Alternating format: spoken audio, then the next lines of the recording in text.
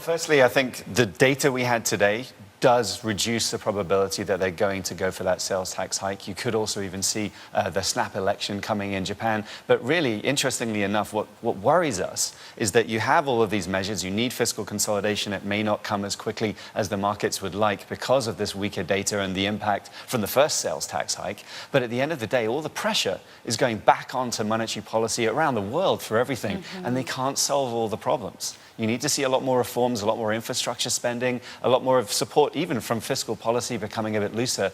And that's not really happening around the G20 as a whole. Yeah.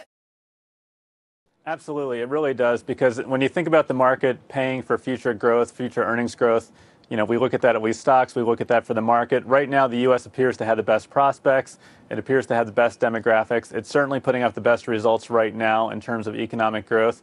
That doesn't mean the U.S. is growing fast, but it is really the proverbial best house in a bad neighborhood of developed countries. So that's part of the reason that we're more optimistic about the U.S. market in particular is relative to the other developed market opportunities. It certainly looks like a good place to be. As we're looking at the market today, we see that you should favor companies that produce most of their earnings right here in the United States, and more mid-cap and small-cap. Maybe small caps aren't quite there yet, in catching up with the large-cap world, but the mid-cap world really is. So